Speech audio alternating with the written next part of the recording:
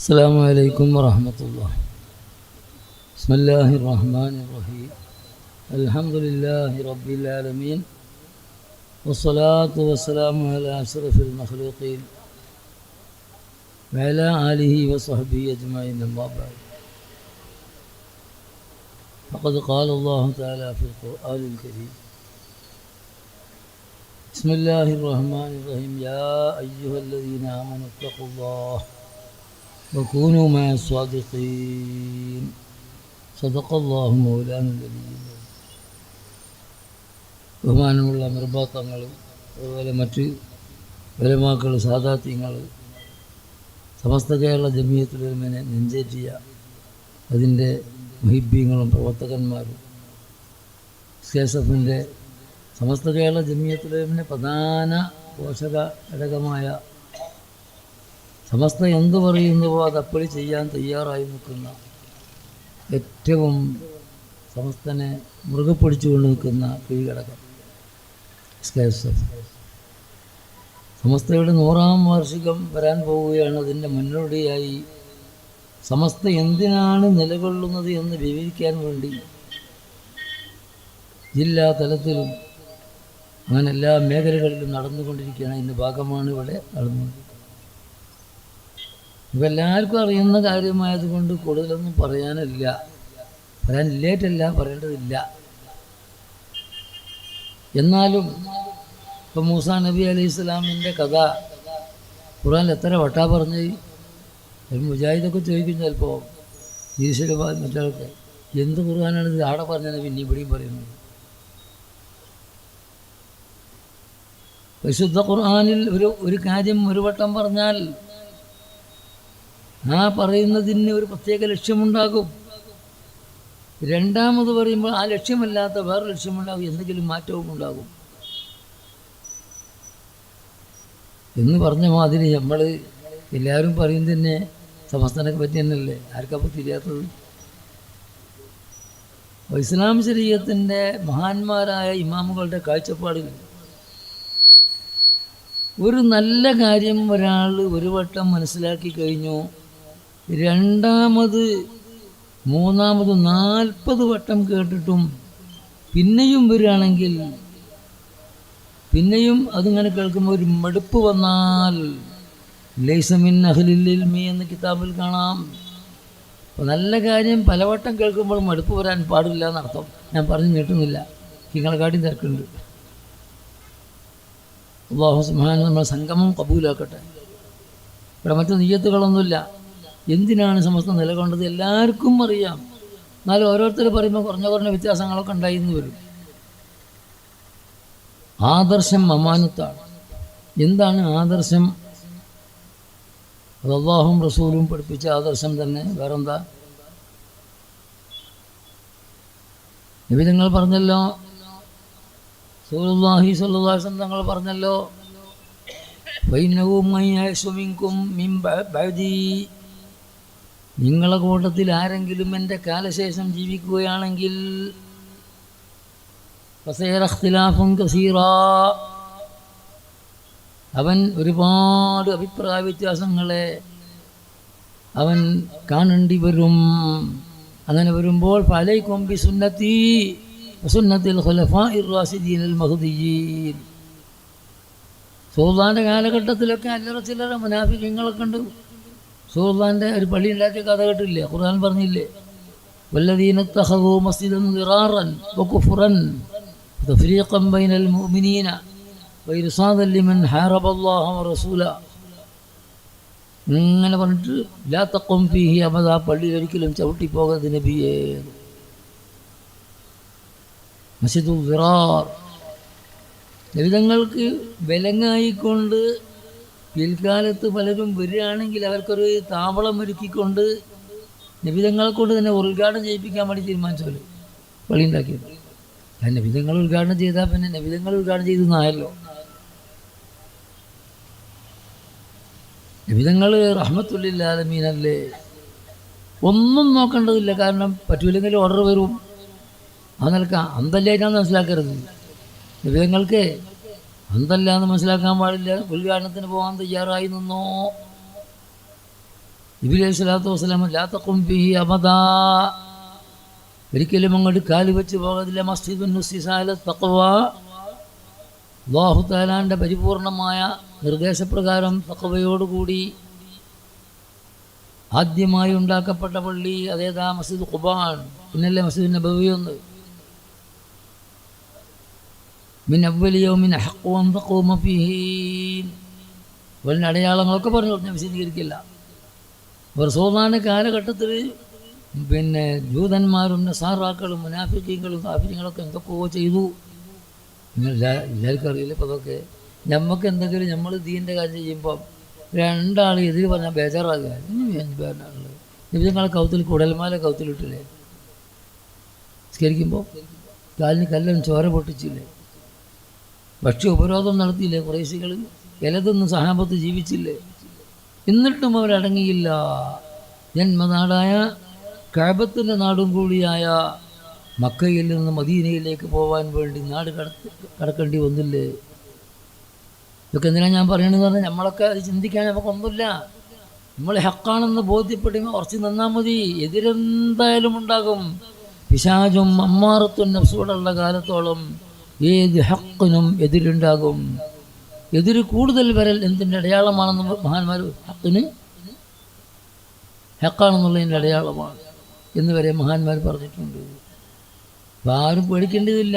അങ്ങനെ മദീനയിൽ നിന്ന് മക്കയിൽ നിന്ന് മദീനയിലേക്ക് പോകുമ്പോൾ നബി നിങ്ങൾ പറഞ്ഞൊരു വാക്കുണ്ട്, കഅബ ശരീഫിനെ നോക്കിയിട്ട് യാ ബൈത്തല്ലാഹ്, അല്ലാഹു തആലാന്റെ വീടുകളെ കൂട്ടത്തിൽ ഏറ്റവും പ്രധാനപ്പെട്ട രണ്ടര നിസ്കരിച്ചാൽ 1,00,000 പ്രതിഫലം കിട്ടുന്നതാണ്. കഅബനെ നോക്കി പറഞ്ഞു, യാ കഅബ യാ ബൈത്തല്ലാഹ്, ഓ അല്ലാഹുവിൻ്റെ വീട്, നിന്നെ വിട്ടു പോകാൻ എനിക്ക് പ്രയാസമുണ്ട്. പോകേണ്ടി വന്നിട്ട് ഓർഡർ പ്രകാരം ഞാൻ പോവുകയാണെന്ന് പറഞ്ഞു. എന്ന് ഞാൻ പറഞ്ഞു. അങ്ങനെയൊക്കെ നബിതങ്ങൾ സഹിച്ചു മദീനയിലേക്ക് എത്തി. എന്നിട്ട് അവിടെ നിൽക്കാൻ സമ്മതിക്കില്ല. ഒരു കൊല്ലം അങ്ങനെ ഹിജറ 2-ാം കൊല്ലമാണ് തിരിച്ചടിക്കാൻ അനുവാദമുണ്ടായത്. ഇതൊക്കെ ഞാനും നിങ്ങളും മനസ്സിലാക്കേണ്ടതാണ്. ഞാനും ആരെയും ഉപദേശിക്കുന്നല്ല, നമ്മൾ സഹോദരന്മാരെ പോലുള്ള ചർച്ചയാണ്. അപ്പോൾ നബിതങ്ങൾ എന്ത് പറഞ്ഞു? എൻ്റെ കാലശേഷം നിങ്ങൾക്ക് ജീവിക്കാൻ ആയുസ്സുണ്ടെങ്കിൽ, വിധിയുണ്ടെങ്കിൽ നിങ്ങൾക്ക് ഒരുപാട് അഭിപ്രായ വ്യത്യാസം. മുനാഫിഖീങ്ങൾ ഒരു ഭാഗത്ത്, വിദേഹത്തിൻ്റെ അധികാരൊരു ഭാഗത്ത്.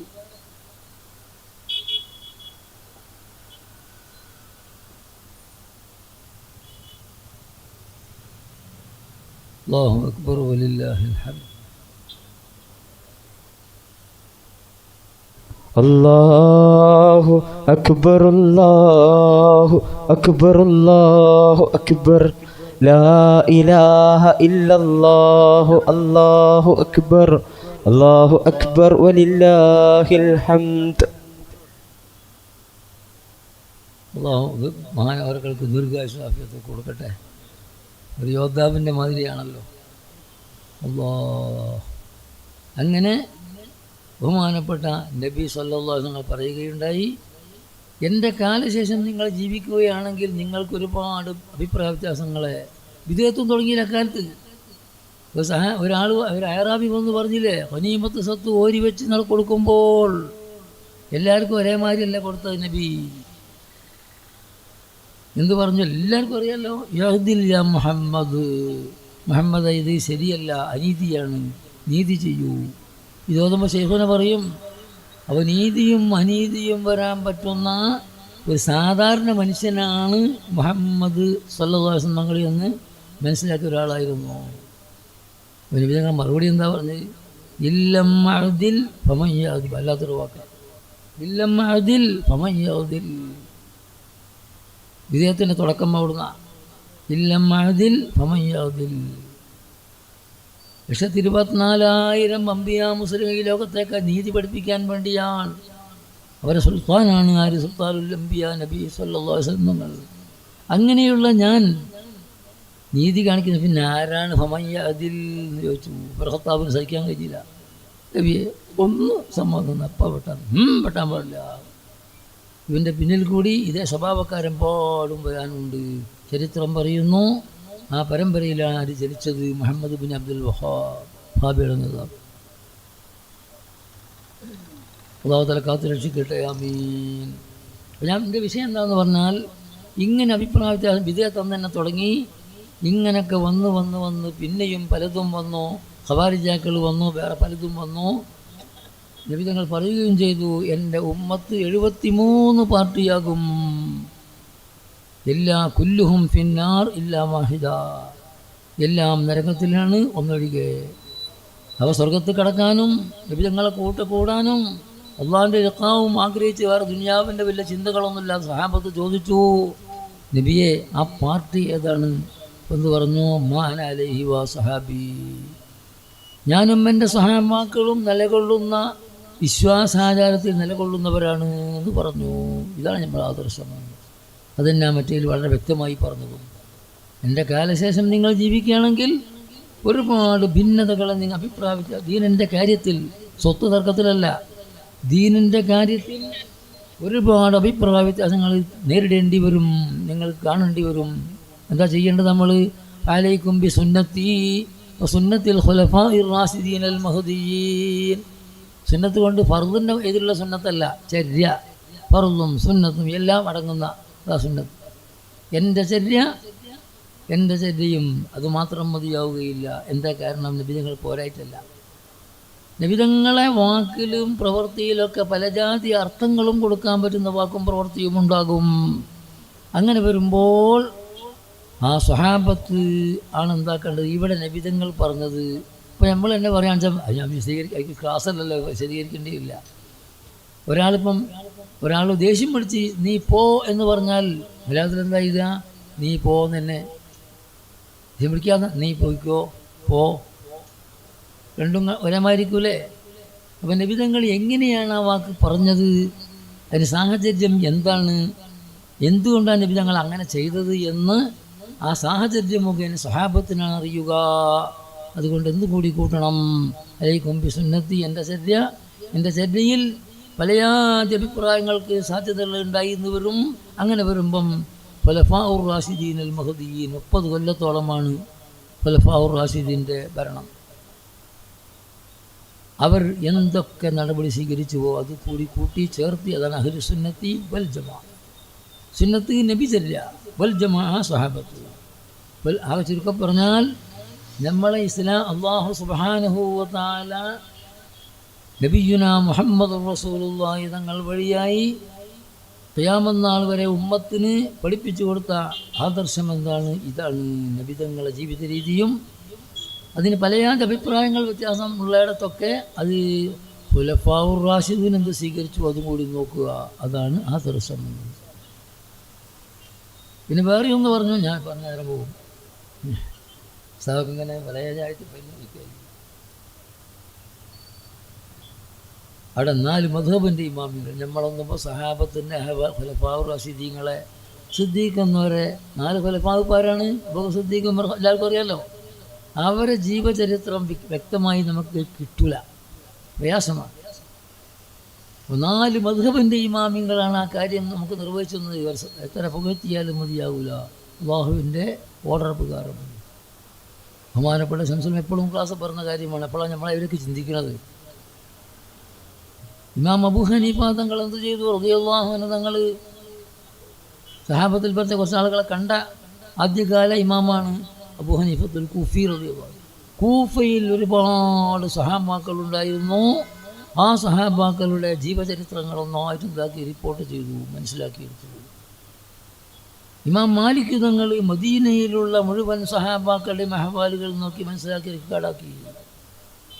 ഇമാം ഷാഫിഈ റളിയല്ലാഹു തങ്ങൾ ആദ്യം മക്കയിലും പിന്നെ മിസ്റിലുമായി അവിടെയുള്ള മുഴുവൻ സഹാബത്തിൻ്റെയും അഹ്വാൽ മനസ്സിലാക്കി. 4ാമത്തെ ഇമാം ഹംബലി ഇമാമിന് അതിൻ്റെ ആവശ്യം വന്നില്ല, ഗവേഷണത്തിൻ്റെ ആവശ്യമേ വന്നിട്ടുള്ളൂ. കാരണം അഹ്വാലുകൾ, സഹാബത്തിൻ്റെ അഹ്വാലൊക്കെ വെറും 3 ആളുകൾ റെഡിയാക്കി പോയിട്ടുണ്ട്. അപ്പോൾ സഹാബത്തിൻ്റെ അഹ്വാൽ മനസ്സിലാക്കുന്ന വിഷയത്തിൽ ഇമാം ഷാഫി തങ്ങളെ റൂട്ട് സ്വീകരിച്ചു. ആര്? ഹംബലി ഇമാമ്. ഗവേഷണത്തിൽ വ്യത്യാസം കുറച്ച് വന്നു എന്ന് മാത്രം. 4 മദ്ഹബിൻ്റെ ഇമാമിങ്ങൾ ചെയ്ത സേവനം എന്താണ്? നബിയുടെയും സ്വഹാബത്തിൻ്റെയും ഒരു സഹാബിയെയും വിട്ടുപോകാത്ത നിലക്ക് മുഴുവൻ സ്വഹാബാക്കളുടെയും അഹ്വാലുകൾ വ്യക്തമായി ക്രോഡീകരിച്ചു തന്നു. ശേഖൻ എപ്പോഴും പറയാറുണ്ട്, സഹാബാക്കളെ കൂടി ഒരു സഹാബിയാണെന്ന് അറിയപ്പെട്ട ഏതെങ്കിലും ഒരു സഹാബിയുണ്ടെങ്കിൽ ആ സഹാബി 4 മദ്ഹബിൻ്റെ ഇമാമികളുടെ കാഴ്ചപ്പാടിൽ പെടാതെ പോയിട്ടില്ല. അതുകൊണ്ട് തന്നെ പിൽക്കാലത്ത് ഉള്ള മഹാന്മാർ സുന്നത്ത് ജമാഅത്തിൻ്റെ ഇമാമുകളൊക്കെ പറഞ്ഞു, 4 മദ്ഹബ് സ്വീകരിക്കാത്തവൻ വാല്ലുൻ മുദില്ലുമാണ്, പേച്ചവനും പിഴപ്പിക്കുന്നവനുമാണ്. അപ്പം നമുക്കെന്താ പറയേണ്ടത്? ആ 4 മദ്ഹബിൻ്റെ ഇമാമിങ്ങൾ സ്വഹാബത്തിൻ്റെ അഹ്വാൽ ക്രോഡീകരിച്ച് തന്നു. അതാണ് നമ്മളെ അമാനത്ത്. അത് അഹ്ലുസുന്നത്തി വൽ ജമാഅത്തിൻ്റെ സുന്നത്ത് ജമാഅത്തിൻ്റെ ആദർശമാണ്.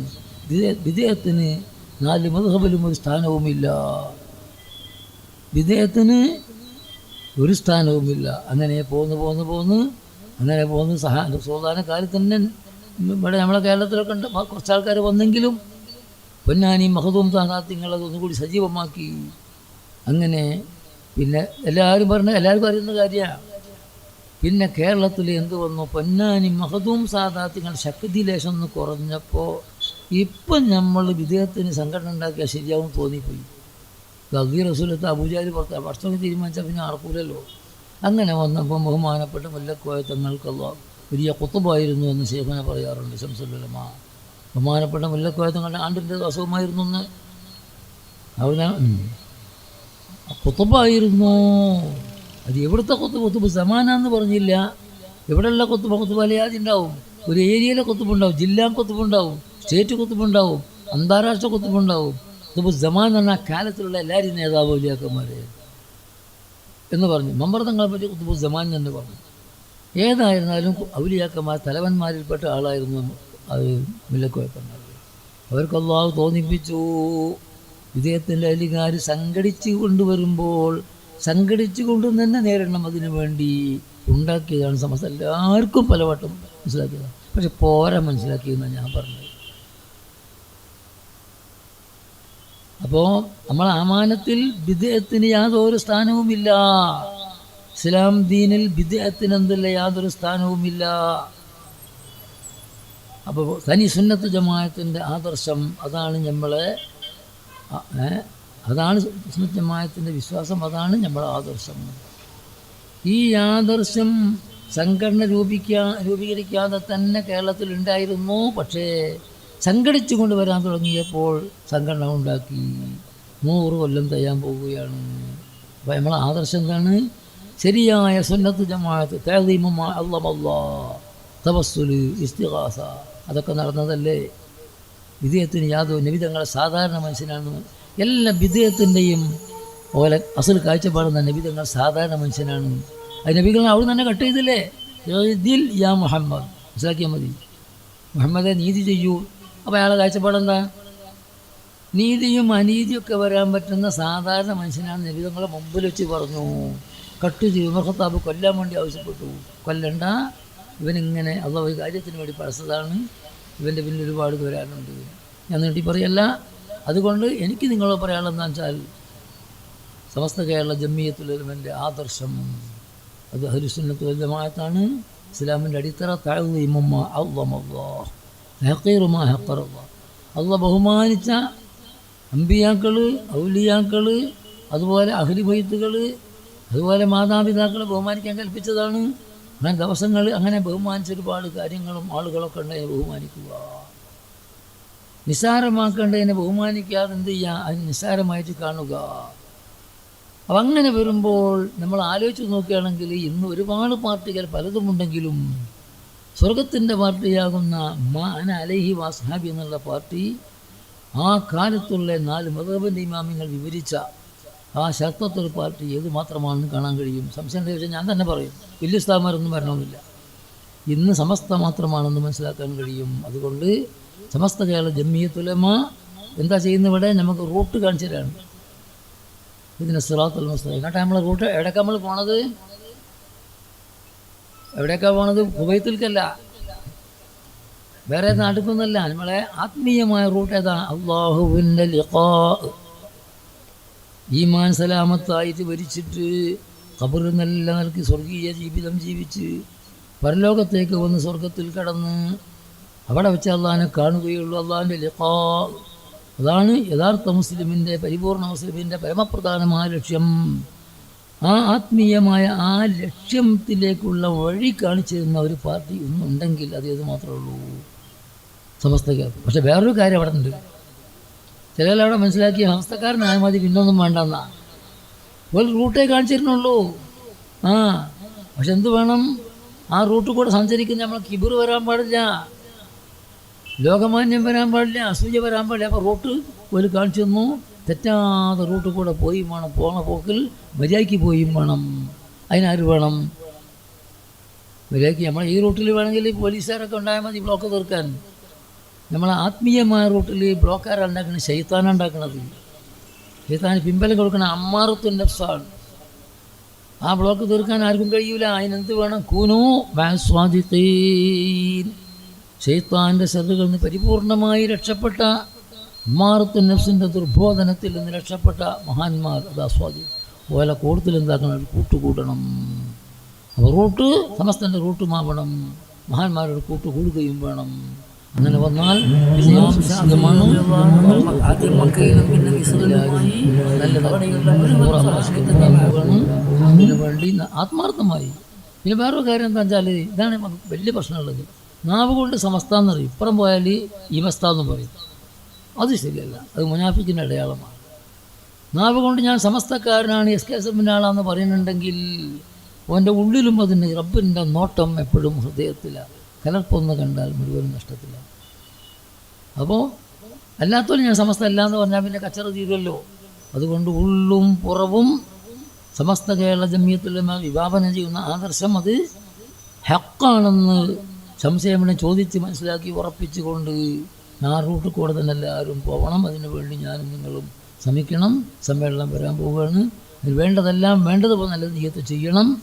അതിന് കാര്യമായി പ്രവർത്തിക്കുന്ന സംഘടനയാണ് ഇത് SKSF. അതിനു വേണ്ടി എല്ലാവരും സഹായങ്ങളൊക്കെ ചെയ്യണം.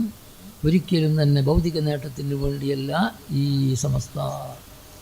അങ്ങനെ മുറുകെ പിടിച്ചുകൊണ്ട് പിന്നെ മഹാന്മാരെ പറ്റിയൊക്കെ എമ്പാടും പറയാണ്ട്, നേതാക്കന്മാരെ പറ്റി. ശംസുലമൊക്കെ ഉള്ളിൽ കാണാൻ കഴിവുള്ള ആളായിരുന്നു. ഞാൻ അവർക്കത്ത് കണ്ടതല്ല, അവർക്കത്ത് കണ്ടതൊന്നും പറയാൻ പറ്റില്ല. മറ്റുള്ളവർ ഞാൻ ഇങ്ങനെ ഉണ്ട് പറയും, അത് പറ്റില്ല. മുത്തവാത്തിറായ റിപ്പോർട്ടാണ് എന്ത് 50 കൊല്ലം മുമ്പ് ജാമിയയിൽ പ്രിൻസിപ്പാളായ സമയത്ത് മുത്തവാത്തിറാണ്. ഇന്ന് വരെ ഒരാൾക്കും അങ്ങനെയല്ല എന്ന് പറയാൻ കഴിയില്ല. മുത്തവാത്തിറ ഖബർ വാഹിദല്ല, എല്ലാവരും സമ്മതിച്ച കാര്യമാണ്. എന്താ സമ്മതിച്ച കാര്യം? 50 കൊല്ലം മുമ്പ് ജാമ്യാനൂരിയിൽ പ്രിൻസിപ്പാളായ കാലഘട്ടത്തിൽ ഒരു 10-200 വലിയന്മാർ വലിയ ഒക്കെ മരിച്ചു. 50 കൊല്ലം മുമ്പുള്ളതല്ലേ, കുറേ ആൾക്കാരൊക്കെ മരിച്ചു പോയിട്ടുണ്ട്. അവിടെ ഇങ്ങനെ ക്യാൻറ്റീനിലേക്ക് ഇങ്ങനെ പോകുമ്പോൾ ഒരാളെ നോക്കി വിളിച്ചു, എടോ നീ ഇവിടെ വാ, നിൻ്റെ കൽബിൽ ഈമാൻ കാണുന്നില്ല. കേൾക്കുന്നുണ്ടോ? മോത്തല്ല, കൈമലല്ല, കാലുമലല്ല, വാക്കിലല്ല, നിൻ്റെ ഹൃദയത്തിൽ ഈമാൻ ഞാൻ കാണുന്നില്ല. അവിടെ ഉടനെ ഇവിടുന്ന് പോകണമെന്ന്. ആ ഉസ്താദുമാർക്കും ഇല്ല, കുട്ടികളൊക്കെ ശരീക്കന്മാർക്കൊക്കെ നല്ല തൃപ്തിയുള്ള കുട്ടിയാണ്. നല്ല താടിയും തലക്കെട്ടുള്ള നല്ല വേഷമാണ്. ഒരു ഹദ്ദാദ് പോലും മിസ്സാക്കൂല. ഒരു വേണ്ടാത്തൊരു അതബ് കേടും അതുവരെ ഉണ്ടായിട്ടില്ല. ജമാഅത്ത് മിസ്സാക്കൂല. നല്ല സംസാരിക്കാൻ കഴിവുള്ള ആളാണ്. ക്ലാസ്സൊന്നും മിസ്സായി പോകല്ലേ, ഒരു പ്രശ്നവുമില്ലാത്ത ആളാണ്. അപ്പോൾ എല്ലാവരും വന്ന് ചോദിച്ചു, പറഞ്ഞു, ശരി മോനെ പുറത്താക്കുകയാണ്. ഇത്രയും വലിയ നാളെ മോനെ നിങ്ങൾക്ക് നിർത്തണമെന്നുണ്ടോ? ഞങ്ങൾ നിർത്തിക്കോളി, ഞാൻ പോകാമെന്ന് പറഞ്ഞു. അപ്പോൾ പിന്നെ പറ്റൂലല്ലോ. ഞാൻ മനല്ല മനസ്സോളി പുറത്താക്കുകയും കുറച്ച് ദിവസങ്ങൾ കഴിഞ്ഞപ്പോൾ ക്രിസ്ത്യാനിയായി വന്ന സത്യം കേട്ടില്ലേ? അപ്പോൾ ആരായിരുന്നു അങ്ങനത്തെ ആൾ? 40ഓളം കൊല്ലം നിയന്ത്രിച്ച സംഘടനയാണ് സമസ്ത. ആ ബഹുമാനപ്പെട്ട സമസ്ത കേരള ശംസുലമ നല്ല അറിവോടുകൂടി അറിഞ്ഞുകൊണ്ട് തന്നെ ഉള്ളു കാണാൻ കഴിവുള്ള ആളല്ലേ, ജനം സമ്മതിച്ചതല്ലേ. തങ്ങൾ ഉസ്താദിനെ 3 കൊല്ലത്തോളം അവിടെ തിരഞ്ഞെടുത്തു. ഇന്ത്യയിൽ ഉസ്താദുമാരാണ്. നിങ്ങൾ ഭാഗ്യവാന്മാരാണ്. ഒരിക്കലും പേടിക്കേണ്ടതില്ല. സംശയമുള്ളവർ സംശയം തീർക്കുക എന്നുള്ളതല്ലാതെ ആരും പേടിക്കേണ്ടതില്ല.